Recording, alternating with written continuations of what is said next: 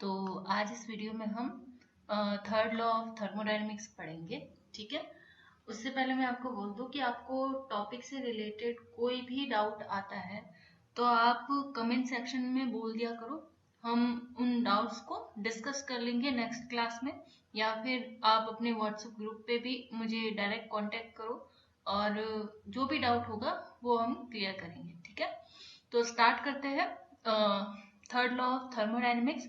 और third law of thermodynamics को पढ़ने से पहले एक बहुत इंपॉर्टेंट थ्योरम है, Nernst heat theorem.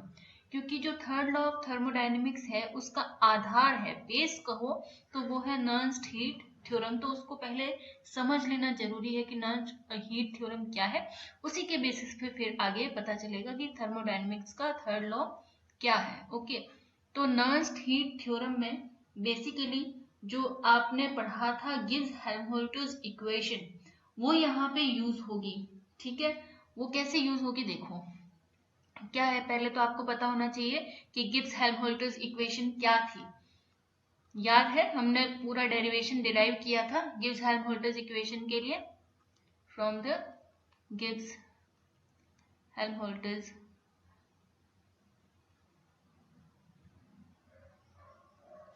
Equation. Okay, क्या थी इक्वेशन? वो थी del G is equal to del H plus T del G by del T P. Okay, अब यहाँ पे इस इक्वेशन को मैं कुछ इस तरीके से लिख लेती हूँ पहले। ओके, क्योंकि मुझे इसका ये वर्जन चाहिए। फाइन, क्या किया है, इस डेल एच को इधर ले आया है बराबर के, तो माइनस में आ जाएगा। फिर ये रहा यहाँ पे T del G del T P. Okay, तो ये है हमारी इक्वेशन। अब इसके बेसिस पे हमें नर्स्ट हीट थ्योरम पता करनी है कि बेसिकली नर्स्ट हीट थ्योरम में है क्या। तो यहाँ पे हम कहते हैं नर्स्ट हीट थ्योरम में कि जो एब्सोल्यूट टेम्परेचर होता है, यानी कि T इज इक्वल टू जब जीरो होगा, T इज इक्वल टू जब जीरो होगा तो डेल जी डेल एच के बराबर हो जाएगा। क्या होगा? T इज इक्वल टू जब जीरो होगा, या फिर कहे कि एब्सोल्यूट जीरो टेम्परेचर पे, zero kelvin, absolute zero temperature पे डेल जी जो है वो डेल एच के बराबर हो जाता है। डेल जी यहाँ पे क्या है? गिब्स फ्री एनर्जी, पता ही है। ठीक है, गिब्स फ्री एनर्जी है। और यहाँ पे डेल एच क्या है? डेल एच जो बेसिक सा मीनिंग होता है आपका कि एंथैल्पी है किसकी? किसी भी केमिकल रिएक्शन की, किसी भी केमिकल रिएक्शन की या फिर सिस्टम की। ये है हमारा चेंज इन एंथैल्पी। एंथैल्पी, अब चेंज इन एंथैल्पी किसी भी सिस्टम के लिए या प्रोसेस के लिए कह सकते हैं। और उसमें क्या केमिकल रिएक्शन भी आ जाती है। कोई केमिकल रिएक्शन है, उस केमिकल रिएक्शन के दौरान उसकी एंथैल्पी में किस तरह से चेंज होता है, वो एंथैल्पी चेंज भी इसमें इंक्लूड है। ओके, तो ये है बात। अब ये आया कहाँ से, ये बात कहाँ से हुई कि T is equal to zero kelvin पे डेल जी जो है डेल एच के बराबर हो जाता है। तो एक साइंटिस्ट था रिचर्ड। कौन था? रिचर्ड्स। ठीक है, रिचर्ड्स ने क्या किया कि एक सेल का जो है वो सेल का ईएमएफ जो है वो डिफरेंट टेम्परेचर पे उसने क्या किया, चेक किया कि अलग अलग टेम्परेचर पे सेल का ईएमएफ क्या होता है। अलग अलग टेम्परेचर पे सेल का ईएमएफ क्या होता है आपको पता चलेगा बाद में, जब हम 5th यूनिट पढ़ेंगे तो उसमें ईएमएफ में ये सारी चीजें भी आती है। ठीक है, तो उसने अलग अलग टेम्परेचर पे किसी सेल का जो है ईएमएफ चेक करना शुरू किया, और उस दौरान उसे पता चला कि जो ईएमएफ होता है उसमें जो उसका एक फ्रैक्शन होता है, ईएमएफ में एक जो फ्रैक्शन होता है डेल जी पी, ये क्या होता है, sorry del G by del T, ये क्या होता है? डिक्रीज होता है जैसे जैसे हम टेम्परेचर को डिक्रीज करते हैं। क्या? वापस से सुनो, रिचर्ड ने सेल लिया, सेल का अलग अलग टेम्परेचर पे उसने ईएमएफ कैलकुलेट किया, और उस दौरान उसको पता चला कि ये जो ईएमएफ में del G by del T की जो वैल्यू थी वो टेम्परेचर डिक्रीज होने के साथ जो है वो डिक्रीज हो रही थी। ठीक है, तो फिर इसी को आधार बनाकर हालांकि ये काम नर्स्ट ने नहीं किया था, ये रिचर्ड्स ने किया था। ठीक है, तो नर्स्ट ने क्या किया कि रिचर्ड के इस एक्सपेरिमेंट को आधार बनाकर एक बात कही। नर्स ने यहाँ पे एक बात कही कि बात तो क्या कही, उसने एक इम्पोर्टेंट सजेशन दिया। बेसिकली ये जो है हमने इसे नर्स हीट थ्योरम कह दिया है, पर एक्सपेरिमेंट जो यहाँ पे नर्स ने यूज किया वो रिचर्ड ने किया था। और उसको स्टडी करने के बाद नर्स ने एक सजेशन दिया कि डेल जी डेल टी के साथ 0 डिग्री टेम्परेचर गिरने के साथ गिरेगा। क्या? Del G by del T temperature 0 होने के साथ साथ इसकी वैल्यू भी कम होती जाएगी। तो बेसिकली आपको अगर मैं इसको लैंग्वेज में लिखाऊं तो ये कह सकते हैं कि क्या कहा था नर्स्ट ने, सजेशन दिया था कि value of del G by del T, value of del G by del T approaches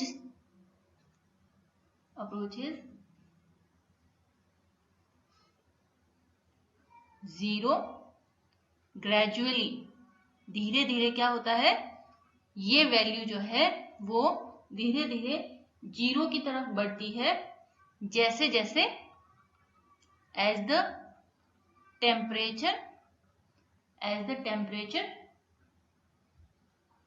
is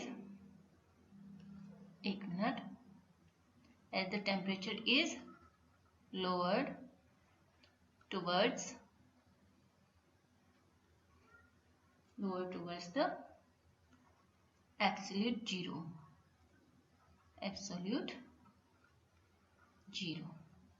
ठीक है, और यही बाद में क्या कहलाई, यही बाद में नर्स्ट हीट थ्योरम कहलाई। This is known as Nernst heat theorem. This is known as Nernst heat theorem. ठीक है, यही हमारी बात में नर्स्ट हीट थ्योरम कहलाए। क्लियर है ये इतना? ओके, तो आपको यहां तक समझ में आ गया कि नर्स्ट हीट थ्योरम आई कहां से। और अभी जो हमने ये पढ़ा है, ठीक है, अभी जो हमने पढ़ा है इसको आप कर्व से किस तरह से एक्सप्लेन कर सकते हैं। ओके, तो यहाँ पे कुछ मैथमेटिकल एक्सप्रेशन देखते हैं हम यहाँ पे। अभी हमने इसको डिटेल में और नहीं देखा है, हमने बस समझ लिया है कि नर्स्ट हीट थ्योरम आई कहां से, शुरुआत कहां से हुई। ठीक है, थोड़ा सा इसको मैथमेटिकली एक्सप्लेन करने की कोशिश करते हैं यहाँ पे कि अगर हम लगा दे एक लिमिट, टेम्परेचर की एक लिमिट लगाते और वहां से जो है अगर टेम्परेचर 0 केल्विन को अप्रोच करता है, उस टाइम पे जो आपकी गिब्स हेल्महोल्ट्ज इक्वेशन का जो ये वाला पार्ट है, ये वाला जो फ्रैक्शन है, ठीक है, वो क्या होगा, वो भी क्या करेगा, 0 को अप्रोच करेगा। ठीक है, वो भी क्या करेगा, यहाँ पे 0 को अप्रोच करेगा। इसी तरीके से एक और इनपुट है, ये तो कहां से आया, गिब्स हेल्महोल्ट्ज इक्वेशन से आया। इसी तरीके से एक और इम्पोर्टेंट जो हमारा एक्सप्रेशन होता है वो होता है, इक्वेशन होती है किरचॉफ इक्वेशन। अब किरचॉफ इक्वेशन क्या होती है, आपको पढ़ा हुआ शायद नहीं हुआ आपने, तो मैं बता देती हूँ। किरचॉफ इक्वेशन होती है del G del H by del T, ये भी क्या होती है पी पे, और ये बराबर होता है डेल सीपी के। किसके बराबर होता है, डेल सीपी के। तो अब हम बात क्या कर रहे थे इसमें, हम बात कर रहे थे कि T is equal to 0 kelvin होगा तो del G is equal to del H होगा। आप यहाँ नोटिस करेंगे ये भी क्या है, डेल जी, ये क्या है, डेल एच, बाकी सारे तो कॉमन है यहाँ पे। तो हम यहाँ पे कहेंगे कि जैसे जैसे ये वाला फ्रैक्शन 0 को अप्रोच करेगा, उसी तरीके से एक लिमिट लगा देने पर और वहां से टेम्परेचर 0 को अप्रोच करते हुए जाएगा, तब ये जो किरचॉफ इक्वेशन का ये जो पार्ट है, ये भी क्या करेगा, 0 को अप्रोच करेगा। लिमिट लगा दी 0, तो ये भी क्या करेगा, del H by del T इसकी वैल्यू पे क्या हो जाएगी, अल्टीमेटली 0 हो जाएगी। तो याद रखना ये क्या है, किरचॉफ इक्वेशन है। क्लियर है ये, ठीक है। अब ये तो है कि टेम्परेचर 0 होने के साथ साथ ये दोनों वैल्यूज भी 0 हो जाते हैं। इसको नंबर 1 दे दो, इसको दे दो नंबर 2, ये दोनों वैल्यूज भी यहाँ पे 0 हो जाती है। अब इसको थोड़ा सा कर्व से देख लेते हैं कि कर्व से आप किस तरह से एक्सप्लेन करते हो। देखो ये कर्व लेते हैं हम, यही जो हमने बात करी है इसी को हम थोड़ा कर्व से एक्सप्लेन करते हैं। देखो जैसे जैसे टेम्परेचर घटेगा वैसे वैसे डेल जी और डेल एच एक दूसरे को अप्रोच करेंगे, ठीक है। ये मैं लिख दूं यहाँ पे, ये डेल जी और डेल एच। क्लियर है इतना, ठीक है। ये मेरा एब्सोल्यूट जीरो, ये टेम्परेचर है यहाँ पे जो कि किस में दे रखा है, केल्विन में दे रखा है। ओके, किस में दे रखा है, केल्विन में दे रखा है। अब ये क्या कर रहा है, हम कह रहे हैं कि टेम्परेचर जैसे जैसे डिक्रीज होगा ये अप्रोच करेगा एक दूसरे को। तो यहां मैं लिख दूं, ये इधर से मान लो ये आ रहा था, धीरे धीरे धीरे धीरे धीरे जैसे टेम्परेचर गया ये आ गया यहाँ पे कर्व, ठीक है। इधर से भी जैसे जैसे टेम्परेचर कम होता गया ये वैल्यू आ गई यहाँ पे इस तरीके से, ठीक है। थोड़ा इसको सही से बना देती हूँ मैं, ये इस तरीके से। एक्चुअल में जो होता है वो इस तरीके से होता है, क्योंकि मैं आगे डिटेल में और बताऊंगी आपको ये इस तरीके से क्यों होता है। मैंने यहाँ पे देखो, आपने नोटिस किया होगा कि ये ग्राफ मैंने ऐसे नहीं बनाया, ये जो कर्व है वो मैंने ऐसे नहीं बनाया, बिल्कुल यहां से नहीं बनाया, ठीक है। ये देखो एक दूसरे पर चढ़ रहा है ये दोनों, ठीक है। यानी कि कहने का मतलब है कि ये सिर्फ 0 होता नहीं है, 0 से भी आगे बढ़ जाता है, इंक्लाइन करती है एक दूसरे की जो वैल्यू है एक दूसरे पर, ठीक है। तो यहाँ पर ये इस तरीके से हमें कर्व मिलता है, जबकि आइडियल कर्व क्या होता है, होना क्या चाहिए, होना ये चाहिए कर्व ऐसा होना चाहिए था, जैसे मैंने यहां बताया ना कर्व ऐसा होना चाहिए था, ये कुछ इस तरीके का कर्व होना चाहिए था। पर बाद में आपको पता चलेगा कि आप यहाँ पे एब्सोल्यूट वैल्यू निकाल ही नहीं सकते, ठीक है। बिल्कुल 0 डिग्री टेम्परेचर पे आप जो है इसकी एब्सोल्यूट वैल्यू निकाल ही नहीं सकते, ये आपको एक दूसरे पर इंक्लाइन होती हुई दिखेगी, सिर्फ अप्रोच ही नहीं करती इस तरह से। तो जो ब्लू में है वो हमारा आइडियल कर्व है, ऐसा होना चाहिए, पर हमें कैसा मिलता है, ये जो रेड में है इस तरीके का मिलता है। यानी कि ये जो यहाँ पे आके दोनों की वैल्यू एक दूसरे पे जो आप कह सकते हैं अपने देसी लैंग्वेज में एक दूसरे पे चढ़ जाती है, ठीक है। तो ये हो ओके। नेक्स्ट देखते हैं अभी यहाँ पे, ये तो था ग्राफिकल रिप्रेजेंटेशन इसका। ओके, अब देखते हैं यहाँ पे कि जो हमने किरचॉफ इक्वेशन ली है, जो हमने गिब्स हेल्महोल्ट्ज़ इक्वेशन ली है, वो भी आगे किसी के बराबर है। किरचॉफ तो मैंने बता दिया आपको ऑलरेडी, ठीक है। अब जो गिब्स हेल्महोल्ट्ज़ इक्वेशन का जो फ्रैक्शन हमने लिया था वो भी कहीं ना कहीं किसी न किसी के बराबर है। आप थर्मोडायनेमिक्स में देखेंगे कि बहुत माइनर माइनर सी चीजें होती है, आप ऐसा हो ही नहीं सकता कि आपको फर्स्ट यूनिट नहीं आती और आपको सेकेंड यूनिट समझ में आ गई, ऐसा हो ही नहीं सकता कि सेकेंड यूनिट का कोई एक पहले पढ़ा हुआ टॉपिक आपको समझ में नहीं आया और आप चाहते हो कि नेक्स्ट वाला टॉपिक मुझे समझ में आ जाए, नहीं हो सकता, क्योंकि हर चीज एक दूसरे से जुड़ी हुई है। यहाँ पे एक टॉपिक नहीं समझ में आया आगे भी नहीं समझ में आएगा, इसलिए मैं बोल रही हूँ कि कहीं पे भी थोड़ा सा भी डाउट आता है तो पूछ लिया करो, क्योंकि ये चीजें बाद में आगे प्रॉब्लम करेगी, ठीक है। फिर आगे वाली चीजें आपको समझ में नहीं आएगी कि कहाँ से क्या आ रहा है, कहाँ क्या हो रहा है। इतनी छोटी छोटी चीजें हैं थर्मोडायनेमिक्स के केस में, इतनी छोटी छोटी माइनर माइनर चीजें हैं कि कहीं कुछ किसी डेरिवेशन में छोटा सा कहीं आपने एक स्टेप पढ़ा था और वो स्टेप आके कहीं आगे किसी डेरिवेशन में या किसी थ्योरम में यूज में आ जाता है। तो आपको सारी चीजें यहाँ पे याद होनी चाहिए, और ये एक दिन में नहीं होगा, या एक वीडियो देखकर नहीं होगा, ये होगा प्रैक्टिस से। जितना ज्यादा पढ़ेंगे उतना ज्यादा चीजें क्लियर होगी। एक बार में एक होगी, दूसरी बार में दूसरी होगी, कई बार तो 2-3 बार पढ़ने पे नहीं होती है और तीसरी बार पढ़ने पे हो जाती है। तो आपके पास अगर इतना टाइम नहीं है तो डायरेक्ट पूछ लिया करो डाउट, ठीक है, और पढ़ते रहा करो। एक वीडियो देख लेने से सारा ज्ञान मिल जाएगा, ऐसा पॉसिबल नहीं है, specially in case of thermodynamics. बहुत माइन्यूट सी चीजें, बहुत माइनर चीजें हैं, और इसको समझने के लिए प्रीवियस नॉलेज होना जरूरी है। हर टॉपिक को समझने के लिए उससे पहले पढ़ा हुआ टॉपिक पूरा दिमाग में होना जरूरी है यहाँ पे, ठीक है। तो ये केस है।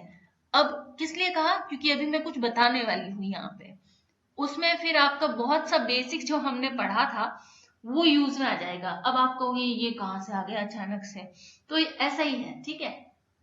तो चलो स्टार्ट करते हैं। यहाँ पे सेकेंड जो लॉ था हमारा, यहाँ पे आप देखेंगे D G D T P, यही था, ठीक है। अब मैं कह रही हूं कि ये माइनस डेल एस के बराबर होता है। अब आप कहोगे क्यों लिख दिया ये डेल एस। अब ये बात है कि ये हम पढ़ चुके हैं ऑलरेडी, आपको अभी पता नहीं चलेगा क्योंकि आपको याद नहीं है कुछ भी, ठीक है। और जिसको है वो अच्छी बात है कि आप पढ़ रहे हो, गुड है आपके लिए, ठीक है। तो यहाँ पे मैं आपको याद दिलाऊं थोड़ा, तो हमने एक इक्वेशन पढ़ी थी सेकेंड लॉ जब हम पढ़ रहे थे कि D G is equal to VDP minus SDT।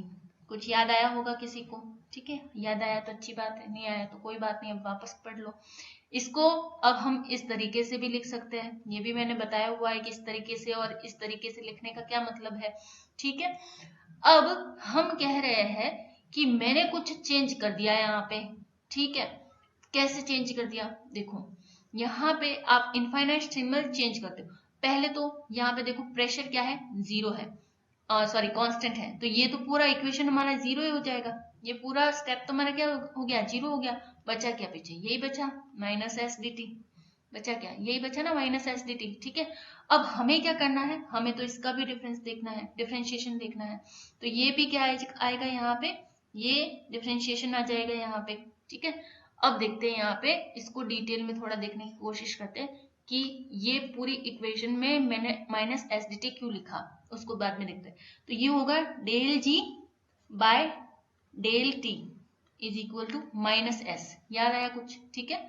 तो कहाँ पे, कांस्टेंट प्रेशर पे। अब हमें क्या करना है, इसका डिफरेंशिएशन देखना है, इसका डिफरेंस देखना है और इनफाइनाइट सिंबल चेंज में देखना है। तो आप क्या कर देते हैं, इनफाइनाइट सिंबल चेंज के साथ बात करते हैं, तो आप इसको इस तरह से कर देते हैं पार्शियल डिफरेंशिएशन के केस में। और मैंने बताया था जब पार्शियल डिफरेंशिएशन करते हैं तो डेल्टा को आप इस तरीके से लिखते हैं, और क्यों, क्योंकि बाहर आपने एक कंडीशन लगा दी है और यहाँ पे हम पढ़ क्या रहे हैं, डिफरेंस पढ़ रहे हैं, देखो डिफरेंस ही पढ़ रहे हैं। तो फिर वो केस नहीं आता कि हम सिर्फ ये माइनस एस लिखते हैं, इसको भी हम क्या लिखते हैं फिर डेल एस। क्लियर है ये चीज, ठीक है। तो इस तरह से कहां से आया ये, थर्मोडायनेमिक्स का जो हमने सेकेंड लॉ पढ़ा था उसमें हमने बहुत सारी डी ए के लिए भी इक्वेशन डिराइव की थी, डी एच के लिए भी इक्वेशन डिराइव की थी, डी जी के लिए भी इक्वेशन डिराइव की थी ये वाली, ठीक है, डी ई के लिए भी इक्वेशन डिराइव की थी। तो ये सारी इक्वेशंस जो है वो वहां से आई है, ओके। तो ये क्लियर हो गया यहाँ पे, थर्मोडायनेमिक्स के सेकेंड लॉ से ये हमें मिला है, ओके। चलो ये तो हो गई थर्मोडायनेमिक्स के सेकेंड लॉ से, जो हमने किरचॉफ गिब्स हेल्महोल्ट्ज इक्वेशन का जो ये वाला पार्ट था उसको रख दिया हमने माइनस डेल एस के बराबर, रख सकते हैं आराम से। अब तो समझ में आ गया कैसे रखा हमने। दूसरा केस हमने कहा कि किरचॉफ इक्वेशन को हम अगर लिए है डेल टी पी, वो किसके बराबर होता है, वो बराबर होता है डेल सीपी के। क्या होता है, डेल सीपी के यहाँ पे बराबर होता है। क्लियर ये चीज यहाँ तक, ओके।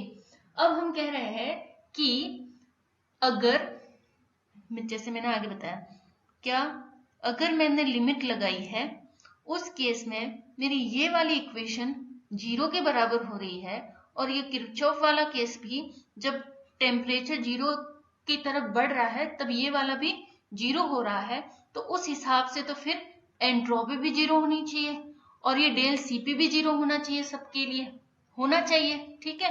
तो इसी के बेसिस पे हमने कहा कि यहाँ क्या होता है कि ये जो ए वाला केस है, लिमिट जब लगा देते हैं हम t टेंड्स टू 0, तब minus del S is equal to भी क्या होना चाहिए, 0 होना चाहिए। जब लिमिट के साथ t टेंड्स टू 0, तो डेल सीपी भी 0 के बराबर होना चाहिए। डेल सीपी भी यहाँ पे 0 के बराबर होना चाहिए।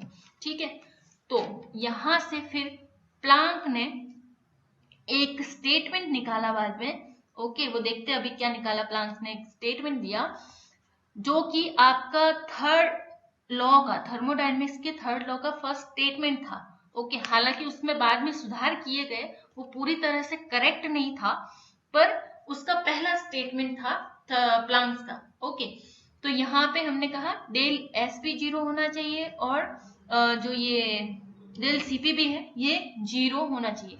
यहाँ पे इसको लिखने का कोई सेंस नहीं बनता। ओके, यहाँ पे इसको लिखने का कोई सेंस नहीं बनता, ये यहाँ पे सही है। इसको आप कंफ्यूज मत होना कि माइनस लगाया था और यहाँ नहीं लगाया, हम एंट्रोपी की बात कर रहे हैं। अब माइनस लगाने का कोई मतलब नहीं है अगर सब कुछ 0 ही हो रहा है तो। ठीक है, तो यहाँ पे क्या हो गया, ये 0। क्लियर। अब ये जो सारा कार्यक्रम हुआ है यहाँ पे, ओके, कहते हैं, कहा गया है कि ये सब कुछ जो है ओनली एप्लीकेबल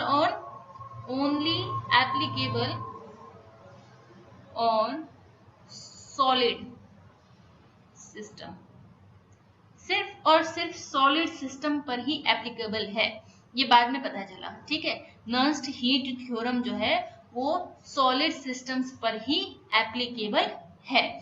और नर्स्ट हीट थ्योरम के according when t tends to 0, del S will be equal to 0, and when t tends to 0, del Cp will be equal to 0. Okay, तो हीट कैपेसिटी भी 0 हो जाएगी और एंट्रोपी भी 0 हो जाएगी किसी भी सॉलिड के लिए। कहाँ, एब्सोल्यूट 0 पे। क्लियर है ये चीज यहाँ तक। ओके, तो ये पूरा था नर्स्ट हीट थ्योरम के बारे में, पूरा डिटेल में एक्सप्लेनेशन कि नर्स्ट हीट थ्योरम क्या है, किस किस कंडीशन में हम नर्स्ट हीट थ्योरम की बात करते हैं, ग्राफिकल रिप्रेजेंटेशन क्या है, मैथमेटिकल रिप्रेजेंटेशन क्या है नर्स्ट हीट थ्योरम का। अब आते हैं यहाँ पे हम ऊष्मागतिकी के तृतीय नियम पे या फिर थर्मोडायनेमिक्स के थर्ड लॉ पे।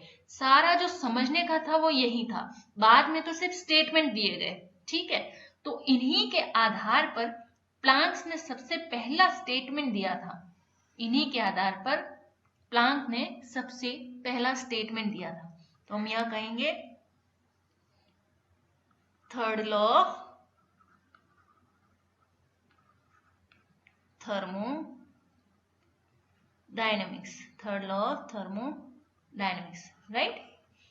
और प्लांक्स ने सबसे पहले कहा, रिपीट ही किया उसने, ऐसा कुछ नहीं वापस से कहा ऐसा कुछ। प्लांक्स का स्टेटमेंट था,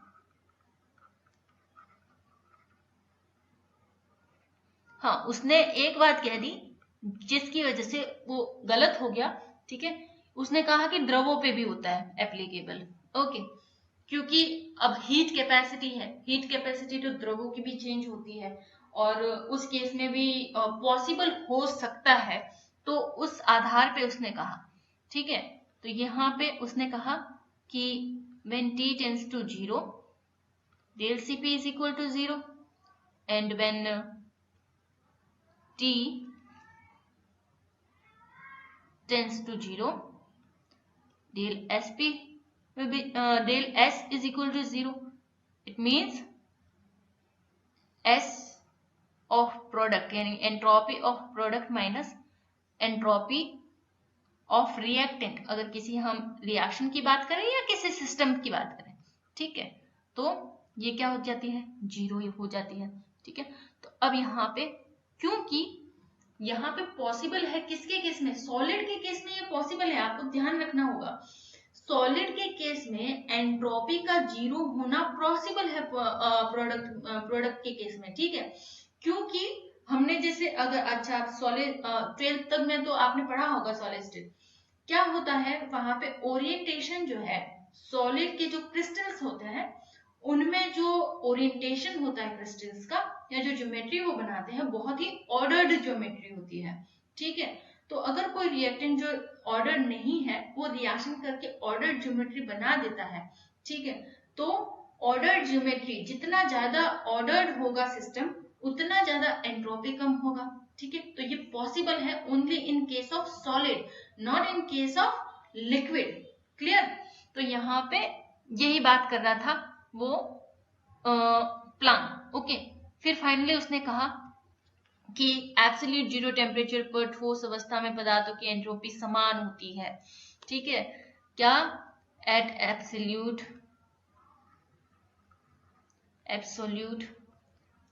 जीरो टेम्परेचर, यानी कि अगर ये सारा सिस्टम हो रहा है और मैं क्या कर दूं यहाँ पे 0 केल्विन कर दूं, तो जो प्रोडक्ट की एंट्रोपी होगी बिल्कुल सेम होगी रिएक्टेंट की एंट्रोपी भी। क्या होगी?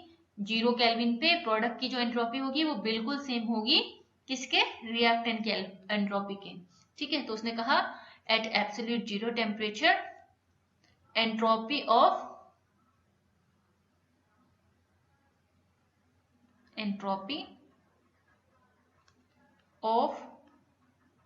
solids, entropy of solid substances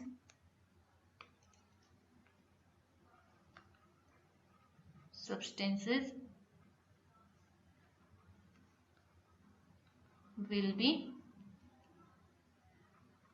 0, ठीक है। और आप यहाँ पे एक और ऐड कर दो, फाइनल जो स्टेटमेंट था, मैं यहाँ पे इसको हटा के एंट्रोपी ऑफ, ये लिख लो, pure solid substance and liquids will be 0, ठीक है। ये उन्होंने कहा था प्लांक्स ने। उसके साथ ही उन्होंने कहा कि जो एंट्रोपी होती है वो एब्सोल्यूट एंट्रोपी भी निकाली जा सकती है। एब्सोल्यूट एंट्रोपी मैंने आपको जब थर्मोडायनेमिक्स शुरू की थी तब मैंने बताया था कि ये जो सारे सिस्टम होते हैं, डेल ई हो गया, डेल एच हो गया, यानी कि जो इंटरनल एनर्जी है, जो एंथैल्पी है, ये हमेशा डिफरेंस में निकाली जाती है। इंटरनल एनर्जी है, एच है, जी है, ठीक है, एस है, ये हमेशा डिफरेंस में निकाली जाती है, ये कभी भी एब्सोल्यूट नहीं निकलती है, ठीक है। तो यहाँ पे इन्होंने कहा कि अगर 0 केल्विन टेम्परेचर हो तो हम ठोस की एब्सोल्यूट एंट्रोपी भी निकाल सकते हैं। जरूरी नहीं हमें यहाँ पे डिफरेंस ही देखना पड़ेगा, तभी हमें पता चलेगा कि सिस्टम की एंट्रोपी क्या है। नहीं, 0 केल्विन पर हम सब्सटेंस की एब्सोल्यूट एंट्रोपी भी पता कर सकते हैं। कैसे? सिंपल सा बात है यहाँ पे। अब पता है कि प्रोडक्ट की भी वही एंट्रोपी होगी 0 केल्विन पर जो रिएक्टेंट की होगी, तो दोनों की एक ही बात है, यहाँ पे 0 ही होगी, तो कोई चेंज देखने को तो मिलेगा नहीं। तो समझ आ जाएगा कि चलो यही है इसकी एंट्रोपी 0 केल्विन पर, ठीक है। तो इसीलिए प्लांक्स ने कहा कि 0 केल्विन पर जो है हम एब्सोल्यूट एंट्रोपी भी निकाल सकते हैं, और 0 केल्विन टेम्परेचर पर या एब्सोल्यूट टेम्परेचर पर प्योर सॉलिड सब्सटेंस और लिक्विड की एंट्रोपी 0 होती है। क्लियर ये चीज? इतना ये था प्लांक्स का स्टेटमेंट। क्लियर? नेक्स्ट देखते हैं कि प्लांक्स ने यहाँ ऐड कर दिया था लिक्विड, ये प्रॉब्लम हो गई। ओके, और उसने स्पेसिफाई भी नहीं किया कि कौन कौन से सॉलिड, सारे तो एक जैसे नहीं होते हैं। ओके, तो यहाँ पे फिर आए लुईस और रेंडल। लुईस एंड रेंडल, मैं आपको ऐसे समझा देती हूँ डायरेक्ट ही इसको। लुईस और रेंडल स्टेटमेंट आप अपने बुक से देखना एक बार, बिल्कुल वैसे के वैसे ही लिखना है आपको, स्टेटमेंट दिया हुआ हो जो, ठीक है। स्टेटमेंट हमेशा एज इट इज लिखे जाते हैं। क्लियर? तो यहाँ पे लुईस और रेंडल ने क्या कहा? लुईस और रेंडल ने सिंपल ये बताया कि देखो ऐसा है कि जो सुपर कूल्ड लिक्विड होते हैं, तुमने कैसे कह दिया कि लिक्विड, क्योंकि कुछ लिक्विड होते हैं जो सुपर कूल्ड लिक्विड होते हैं, सुपर कूल्ड लिक्विड होते हैं। आप जब फेज जो थर्ड यूनिट पढ़ेंगे तब वहां पता चलेगा कि कैसे सुपर कूल्ड लिक्विड, जैसे कि यहाँ पे कोई बर्फ है और यहाँ पे जिसका टेम्परेचर मान लो 0 केल्विन है, ओके, और यहाँ पे वाटर है, वाटर भी होता है जिसका टेम्परेचर क्या है 0 केल्विन है, ठीक है। दोनों का हो सकता है 0 केल्विन। तो ये क्या होता है, 0 केल्विन से नीचे जब टेम्परेचर चला जाता है तब भी वो वाटर लिक्विड स्टेट में ही रहता है। 0 केल्विन से नीचे भी जब चला जाता है और वो 0 केल्विन वाटर स्टेट में लिक्विड स्टेट में रहता है, और उस टाइम पे अगर उसमें एक बर्फ का टुकड़ा भी आप डाल दे तो पूरा का पूरा ये जो लिक्विड है ये सॉलिड में कन्वर्ट हो जाएगा, आइस में कन्वर्ट हो जाएगा। क्या वो लिक्विड, या मान लो वाटर का मैं अगर एग्जांपल लूं, जो 0 केल्विन से भी नीचे पे है या 0 केल्विन पर है तो वो आपका सुपर कूल्ड लिक्विड कहलाता है। ठीक है, अब उसमें आप एक बर्फ का टुकड़ा भी डाल दे तो वो क्या हो जाता है, बिल्कुल ही फट से डालते ही पूरा लिक्विड जो है आपका आइस में कन्वर्ट हो जाएगा। और कन्वर्जन कब पॉसिबल है, ये क्या है, एक तरह का रिएक्शन ही है यहाँ पे। हाँ, दो रिएक्टेंट मिलकर रिएक्शन नहीं कर रहे हैं, पर फेज तो चेंज हो रही है। ठीक है, और फेज चेंज हो रही है तो किसका रोल है यहाँ पे, एंट्रोपी भी तो चेंज होगी, फेज चेंज होगी। तो हम यहाँ कह रहे हैं कि जो सुपर कूल्ड लिक्विड होते हैं, ठीक है, उनकी बात तो हम यहाँ पे नहीं कर सकते, क्योंकि उनकी तो कोई ना कोई एंट्रोपी होती है यहाँ पे, उनकी एंट्रोपी 0 नहीं होती है।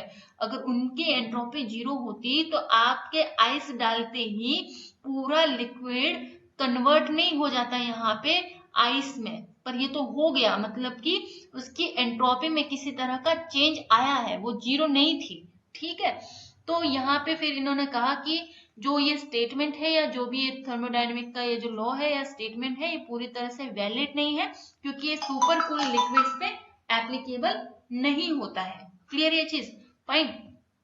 तो ओके, तो यहाँ बात है, फिर उन्होंने कहा कि सारे के सारे ठोस पर भी ये एप्लीकेबल नहीं होता है। बहुत सारे ऐसे ठोस भी है जिन पर ये पूरी तरह से एप्लीकेबल नहीं होता है। ओके, कुछ ही ठोस है, जैसे कि उन्होंने फिर कहा प्योर सॉलिड नहीं, उन्होंने कहा प्योर सॉलिड नहीं, pure crystalline substance, pure solid substance नहीं, प्योर क्रिस्टलाइन सब्सटेंस की जो एंट्रोपी होती है वो 0 केल्विन पर 0 होती है। Clear, okay. स्टेटमेंट आप लिखना इसको, ये आप अपना होमवर्क समझो कि लुइस रेंडल का स्टेटमेंट लिखना आप अच्छे से। ठीक है, एक वापस से बोल देती हूँ, लुइस और रेंडल ने क्या कहा कि सुपर कूल लिक्विड पर ये एप्लीकेबल नहीं है, उनकी कुछ सीमाएं होती है वहां पे। ठीक है, और सभी तरह के ठोसों पर भी ये एप्लीकेबल नहीं है। तो उन्होंने फिर एक स्टेटमेंट दिया कि प्रत्येक पदार्थ की एक जो एब्सोल्यूट एंट्रोपी होती है, पॉजिटिव एंट्रोपी होती है हर पदार्थ की, लेकिन 0 केल्विन टेम्परेचर पर या एब्सोल्यूट टेम्परेचर पर प्योर क्रिस्टलाइन, नोट करना इस बात को, प्योर क्रिस्टलाइन सब्सटेंस के लिए एंट्रोपी 0 केल्विन पर 0 हो जाती है। क्लियर, तो ये लुइस और रेंडल का स्टेटमेंट था, और ये एक तरह से कहे तो एब्सोल्यूट स्टेटमेंट था इनका। यही जो है वो थर्मोडायनेमिक्स का लॉ है आपका, थर्ड लॉ ऑफ थर्मोडायनेमिक्स, कि एब्सोल्यूट 0 पर प्योर क्रिस्टलाइन सब्सटेंस की जो एंट्रोपी होती है वो 0 होती है। फाइन यहाँ पे, ओके। तो यहाँ पे जो है हम वीडियो को यही समाप्त करते हैं, और आपको इससे रिलेटेड अगर कोई भी डाउट आ रहा है तो आप प्लीज जो है वो पूछिए मुझसे, मैं क्लियर करूंगी। Okay, thank you.